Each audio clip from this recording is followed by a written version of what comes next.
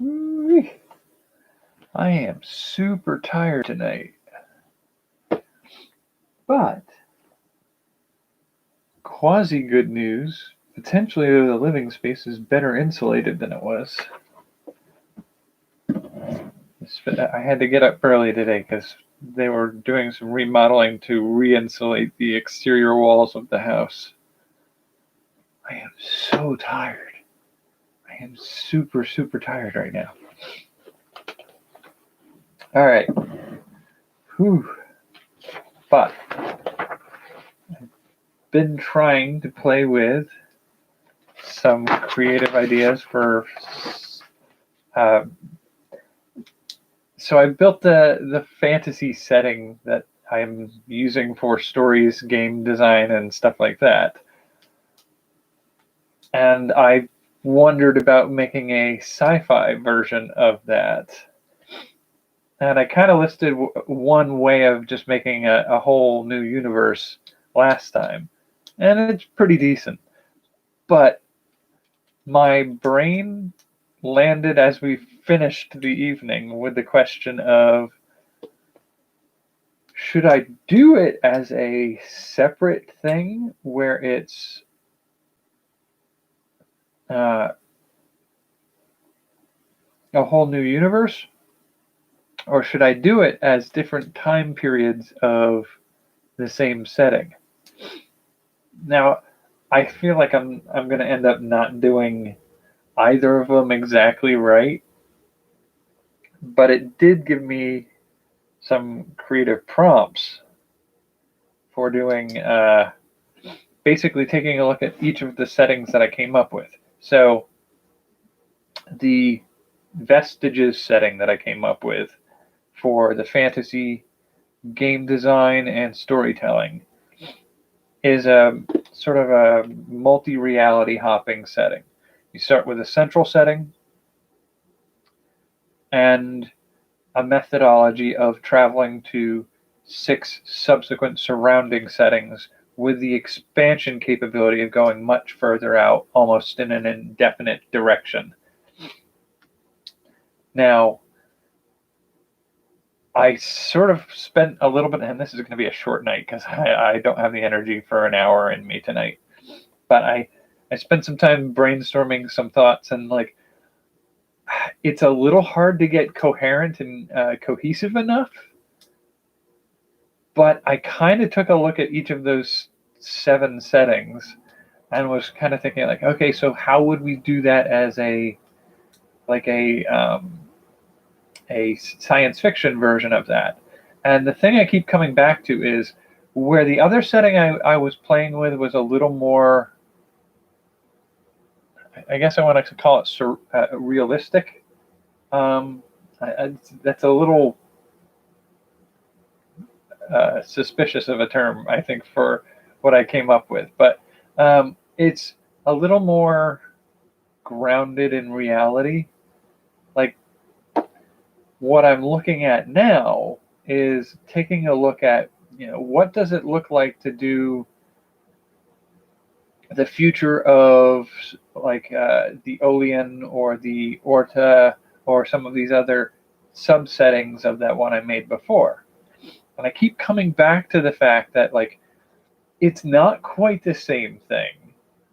But there's a class of, and I've referred to ray gun gothic in the past, but there's also something called Sword and Planet, and it is essentially sword and sorcery only told on alien planets. And instead of monsters, it's aliens.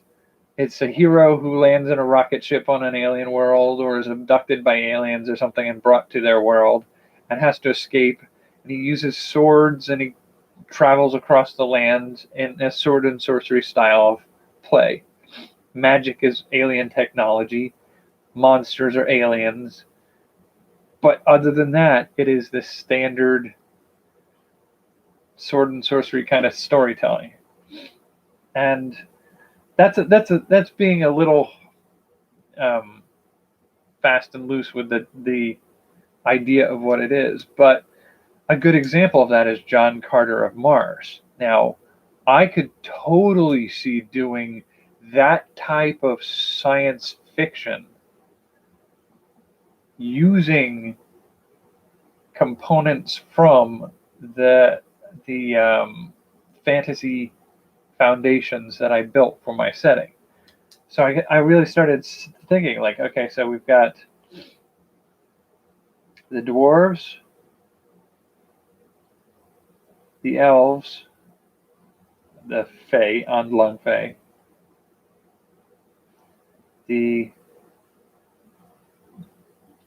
I think I call them the Takahai or something like that. It's basically the Serpent People.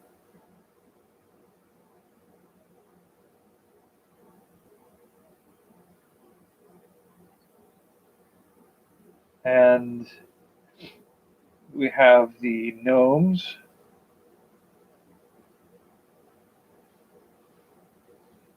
And we have so elves, dwarves, gnomes, humans, of course.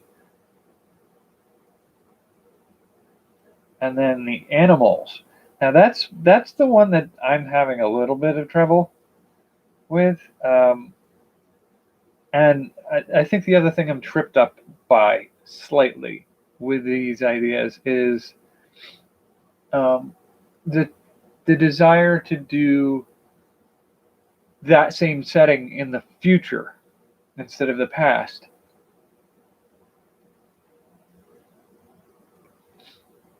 The problem I have with that is some of them sort of suggest that, like, the consequences of things that'll happen in the fantasy setting have to be expressed. So in the elvish setting, the Fae world of Olian, their world came to an end and they barely exist anymore. And most of the beings left on the planet are struggling to survive, having been confronted by the apocalypse that was created by the Fae. And the world is invaded by essentially slime parasites. The problem is, in the course of playing through that adventure, you still have this post-apocalyptic type setting, starting in the distant past. And so either you find your way out of that type of setting, in which case I find it hard to imagine the world going back to being a world of elves. So it's a little bit hard to, like, carry that one forward in the same fashion. And then, the Serpent People setting was based off of the idea of the Medusas being a parthenogenically reproducing society.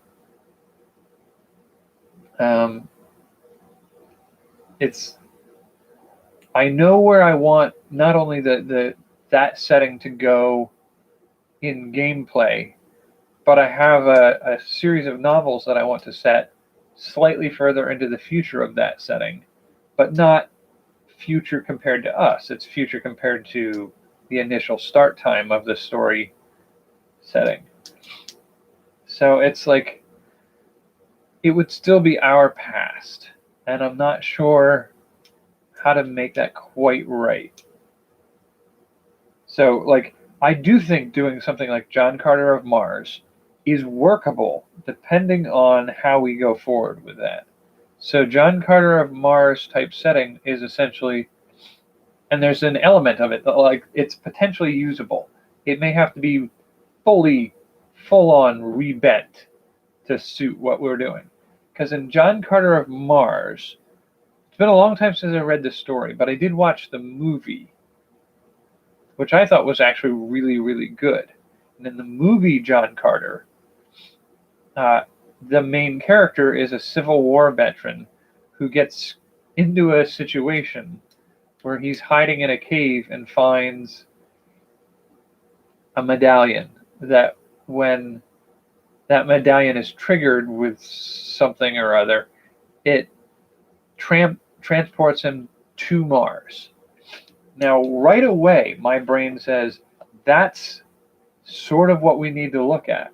So in the Vestiges fantasy setting that I built, the idea was that you could get banished from the central world and sent to each of these subsequent subsidiary worlds.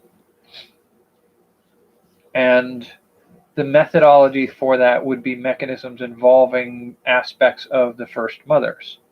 Now, I do feel like it's possible to use that same kind of concept of the John Carter of Mars being a character in the central setting who finds himself thrown into the other universes through this mechanism, and having one of them be the what is it? What's the name of Mars? Barsoom. Uh, so I do think doing a Barsoomian kind of concept of one of the worlds they land on works. I feel like just based off of the rough estimates of where I'm playing with this, the one world that makes the most sense for that, oddly enough, might be the Serpent People setting. I'm not sure though. Let's see. Like dwarves would be very Chronicles of Riddick, more along the lines of Chronicles of Riddick for dwarves. Elves would be post-apocalyptic consequences there. What would be the right setting for, like, I'm just trying to think, like, right now, just roughing out the concept, what would be the right setting for each of these? So, in the fantasy sense, the dwarves are essentially facing a sort of civil war in which the spirits of one side are being bound into automatons that are built by the other side. So basically, it would be the equivalent of going to war, defeating your enemy, plugging your enemy's brains into computers to pilot these or to power these vessels of war that obey you. It's making robot zombies. And that's sort of what the fantasy setting is doing. It's binding the souls and spirits of the conquered into machines of war. And at the same time being able to tap into the power of the mind to shift oneself between realities. What's the logical that's the hurdle here. What's the logical extension of that into a contemporary time period and then a resulting future time period? And that's the hard part. Like I want to say something like Ghost in the Shell, where the setting is people have learned how to augment themselves with mechanical limbs or cybernetic limbs, and they've gotten even to the point where they're entirely robotic individuals with just a human brain tissue in the center of the organism. But I don't know that feels quite right. That's going to take some heavy messing around with. And the question in my mind is, if we're going to be tweaking that for a future, do we do a contemporary time setting? So something will have the past, present, and future versions of that setting.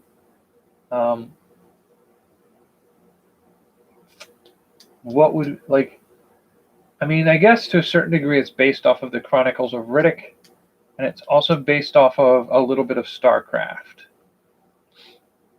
So the idea of the Protoss from StarCraft being a rough counter to what the dwarves were aimed at. That's the playground I'm trying to dabble with. And it may require me to figure out the contemporary story far enough in to be able to say, like, that might be able to shift the direction of the future setting enough that it has a distinctively unique flavor. I've thought about using the elves, the Fae setting, to be the Barsoom like a John Carter of Mars setting, because elves have enough variety in their population that you could have the green Martians and the red Martians and the white Martians, and I think there's even yellow Martians. But that world is supposedly really brought to a screeching halt. It's been brought to an end. And it's sort of like the decline. The apocalypse has come and it's on its way through. Like, there's not a lot of room for like a future for that setting. And I feel like it's almost more like looking at Stranger Things, where that other realm they go into in Stranger Things is a parallel Earth. That would almost be like it would be like to go to this other contemporary even time period for the Elvish setting. But for the people in the Elvish setting, it'll have gotten that way through decades of time, centuries of time. So I'm not sure that fits quite right. The setting I want to do for the Serpent People is one in which there are different breeds of the Serpent People. Dwarves and snake-bodied and human-bodied variants. And I feel like that gets very close to the John Carter of Mars Barsoom, but my setting as I want to carry that forward would be more of a, I don't know, like, you wouldn't, it doesn't feel quite the same. And I think it's, partly because I have it as a parthenogenically reproducing society. But that doesn't have to be the only way things go. Because in one of the stories that I wanted to write for the future of that setting, they do encounter a beast man. Like, they're all serpents. So a mammal, a human being comes along, it's going to seem alien and weird. So it would be John Carter arriving on their world. That makes a certain amount of sense. But to get there, we also have to deal with the fact that we have to transition for the Barsoom setting from fantasy past to contemporary, and then to a future where that civilization is waning. Because the story of Barsoom was always one of, like, a former great world sort of on its dying way out. It's not really dying. It's a used up world, and it's empires in decline. I suppose we could do that. I think the other hurdle for some of that is in John Carter of Mars, there's a lot of like major conflicts and everything within the multiple empires. But with my storyline of the Medusas, essentially, the world of Medusas, the Medusas, there are no males. They're parthenogenically reproducing. It's got a weird tone of like a female only and Amazonian kind of setting, and it gets a little bit of a weirdness to it when it's, the male hero shows up to save this planet of women from it has a slightly misogynistic almost feel to it if I'm not careful. So I do feel like that potentially has the room for a John Carter of Mars style story with enough twists to be its own thing. The human setting was one based off of superheroes in fantasy setting. And I feel like that one's going to be a little hard to find an equivalent that exists out there. I feel like we could potentially go down the path of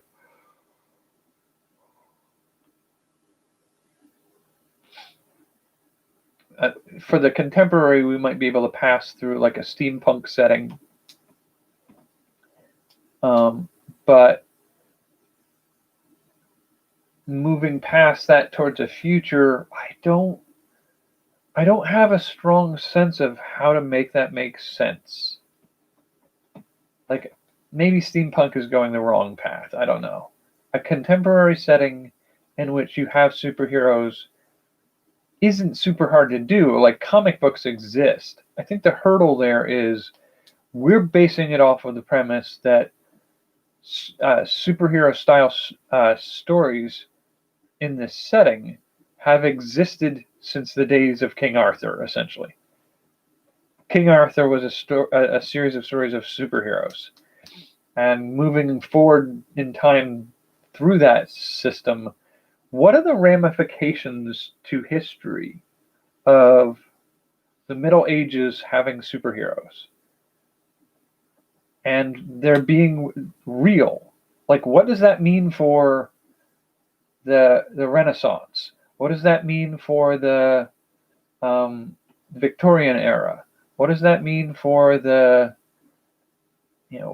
World War era? What all those things aren't going to necessarily happen in that setting, but the implication of having a setting in which superheroes do and always have existed, and what does that look like for a setting moving forward? Like, a lot of our superhero style stories are hinged around the basic idea that somewhere in the last 20 years, superheroes emerged. And it's always like 20 years from like the dawn of the storytelling. So like original X-Men comics took place in the 1960s. So it's always like 1940s and on, you really start to see the first emergence of superheroes. It's sort of like something triggered it to happen in the world at that time. I suppose we could play a little bit with that mindset of like the movie Logan. Spoilers if you've not seen it, but the Logan story is the X-Men universe 20 some odd years in the future, and stuff has gone down so that mutants don't really exist anymore. They're just the last few of them left in the world. And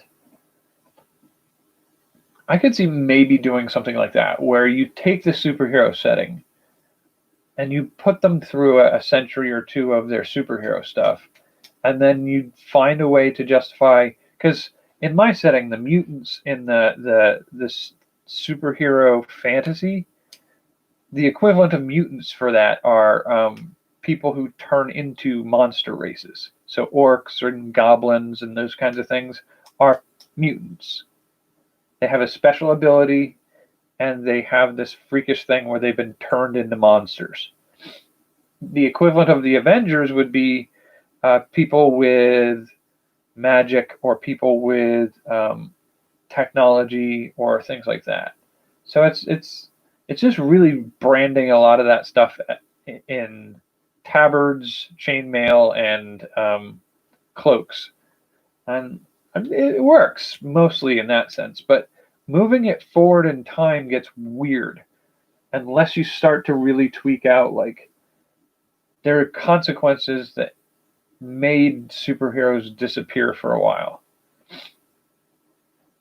Or you could do something along the lines of a Watchmen style story where people wanted to get rid of superheroes. Like they didn't, something made them question the concept of superheroes and they didn't want to trust them anymore.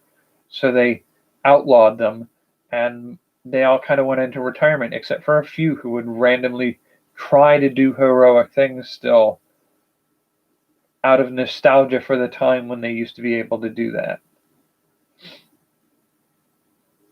And then you could do later in the future, like the reemergence of superheroes. I don't know how I feel about that. But the hardest one, I think, out of the whole batch is going to be doing the animals. So in the fantasy version, you have this world that doesn't have, like, each one of these settings is focused predominantly on one of the race groups, the 6 first mothers' first children. So Sira had serpent people children. Olian had elves or fae. Mira, I believe it is, or no, Lumia had the dwarves. Mira had the gnomes, and I can't even. Dunya had the animals. Oh man, I am super tired today. And inside each one of those worlds is only the race that was first. So in Olian, only the Fae existed. In Orta, only the humans existed. So in Dunya, only the animals existed.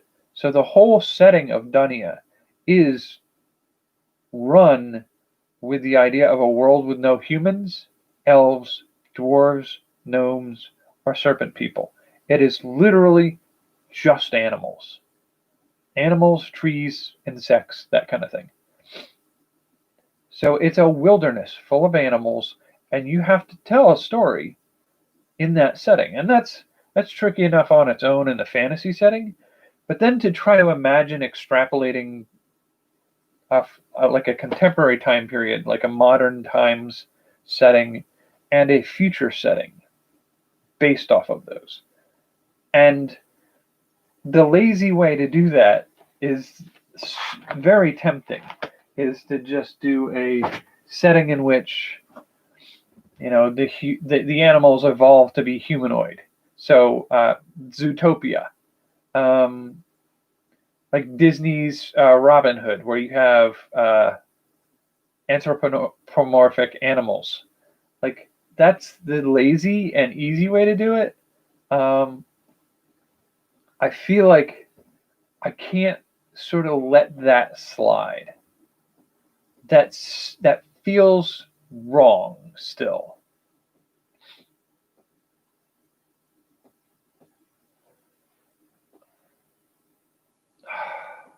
I mean, the distinction for each of these settings, if you move down the timeline, is sort of like social and technological changes. And, you know, it's easy to imagine like a human from the Middle Ages, a human from the modern time period, and a human in the future. You could even stretch those same stretches for dwarves, elves, and whatnot. The point where it becomes sticky is sort of like the bias in our heads tend to tell us that animals don't have the same path. Like a dog from the past, a current age's dog, and a dog from the future isn't using rocket packs and ray guns. Like, they are not the ones inventing atomic power or invisibility shields. Like, the very nature of who and what they are keeps them separate from their technology.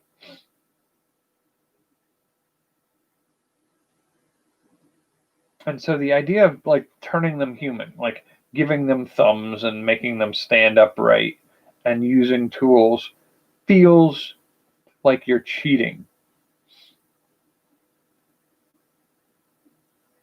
And I don't know that I have a good idea of a location or like a setting that uses animals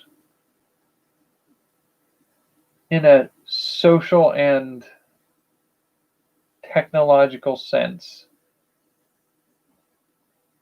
where they can progress.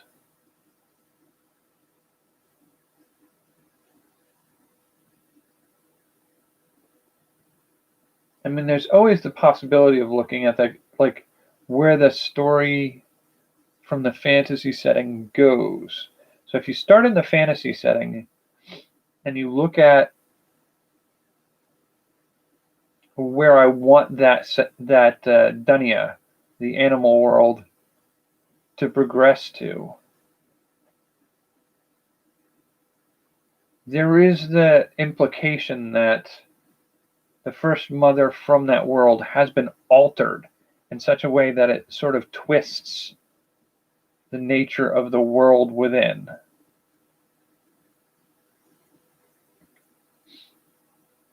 I guess there's room to play with that maybe a little bit. I'll have to really think about that. It still feels sort of like a cheap trick. But there is another difficult spot to play in, and that is the central world. Because we're really looking at the idea of the setting at the center of the whole thing has all the different races, which immediately makes it a little more difficult to do, because you're talking about doing a future setting in a world where elves and dwarves and gnomes and humans, etc., have all existed in cohabitation for all of history. And even weirder, you're doing it in a world where there are islands that float within the clouds, but there is no ground beneath the floating islands. It's just these airborne continents, small island nations, just adrift in the clouds. And it's like, that's so magical and fantastical that I think it really violates the core of a science fiction setting, in which, like, you're given a little leeway to have like a suspension of disbelief. You know, they're traveling faster than the speed of light, or they have teleporters, or any of these little, it would be hard to make real, lightsabers. Like, there is no point in making a device that gobbles so much energy to make an energy blade just to fight with, when you can use a regular blade just as easily.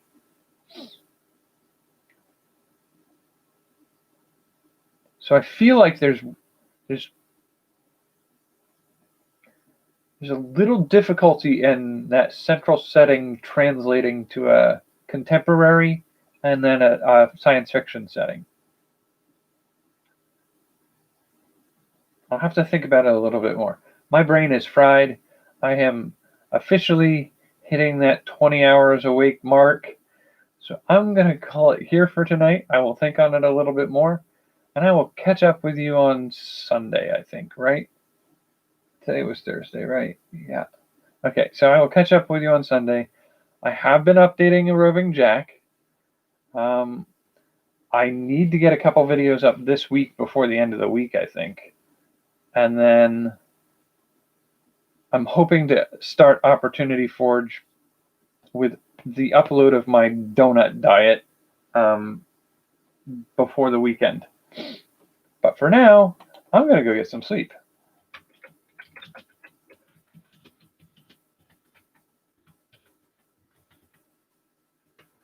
Doodles. I probably won't remember any of this conversation over the next couple days. We'll see. We'll see where I am.